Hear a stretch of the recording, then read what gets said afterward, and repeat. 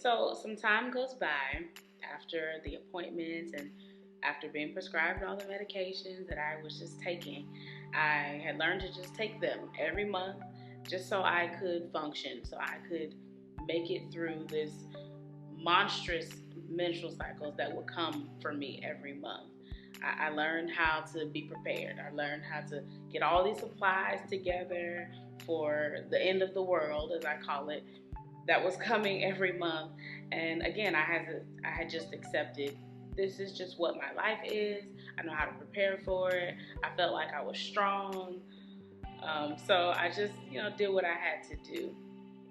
I didn't, go around talking about it all the time, about how much pain I was in, or how bad I felt, or how much I needed to prepare. I just sucked it up and did what I needed to do, prepared, things of that nature. So at this point, I still didn't even know that I had endometriosis. I was having all of the symptoms, but no diagnosis just yet. Some years had gone by, and since then, in between then, my doctor had been adjusting different birth controls. That seemed to be the answer for every symptom that I had. Switch up the birth control. Get on this kind of birth control. Go from the oral contraceptives to the birth control patch. And with each one, I would feel my body getting progressively worse. I distinctly remember a story that happened while I was at my job. I'm a teacher, and we had an evening event on a Friday evening, and I had to be in attendance with my classroom, with the parents of my classroom. I was again on my cycle, and just like always, I was experiencing all the pain and all the issues that came with it, and all the heavy menstrual flow, things like that. I, again, prepared. Took medicine before I went, got all my materials that I needed, took it with me, and I was in quite a bit of pain. I was losing a lot of blood, but I decided I needed to just muster up some strength and go anyway, because this was my job. I had to go, right? So I went to the job. I still remember feeling very weak even walking in, but I put on, a face. I put on this strength and was talking to people, communicating with people, talking to them about their children and having a great time. I do remember that I sat the entire night. I refused to get up and walk around. That's just how weak I was feeling. And I sat and I talked to everyone. As the hours went by, I remember feeling these sharp stabbing pains now in my whole entire abdomen. And as the night went on, I could feel myself crouching and doubling over just a little bit more as I was talking to parents. Didn't know what was going on, but again, I dealt with it. When the last person left the classroom, it was as if my body said, enough. Enough is enough. I can't handle this anymore.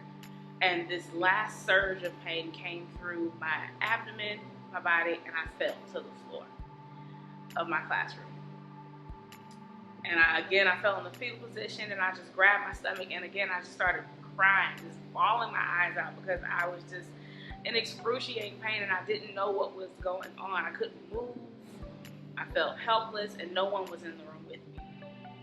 About maybe 5-10 minutes passed, and one of my coworkers came in, and she found me on the floor. And so, of course, she's in a panic, and she's like, Candace, what is going on? Why are you on the floor? And I started to talk to her about my cycle and what was going on. I was in so much pain, and immediately she went to, let's get you to the hospital. No, I'm not going to the hospital. I'm not going back. I just had to pay the $200 emergency room visit fee. I don't want to pay it again. And so after some going back and forth with her, she finally agreed with me that I was not going to go to the hospital. And I told her that if I just could lie here for a few more minutes, get some strength, I could get up in my car and drive myself home. I just wanted to go home. I just wanted to get in my bed, even though I was just in so much pain, an insurmountable amount of pain. I finally got up about 10 minutes later, walked, hunched over to my car, got in, and on the way home, I remember gripping the steering wheel so tightly that my knuckles were changing colors because the pain just kept shooting through my body. And I just kept praying. I remember praying, God, please just let me make it home. Just let me make it home. I don't want to pass out. I don't want to black out. I just want to go home. I probably should have gone to the emergency room that night. That's how much pain I was in. But I made it home safely. And I literally crawled to my bed and decided I would deal with this another day. At this point, I realized it is probably time for me to go back to the doctor, get some more things checked out because something had shifted in my body that night.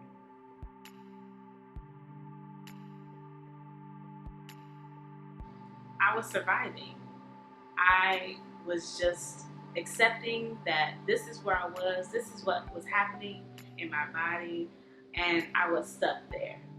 I was not living. And I came to learn that surviving and living are two very different things. And I had a relationship with Jesus, and his word says in John 10:10 that he came to give us life and life more abundantly. Not this life that has us settling or living on rock bottom or just accepting the horrible circumstances that come to us in life. God wants more for us. There is better for us. And I learned to walk in that.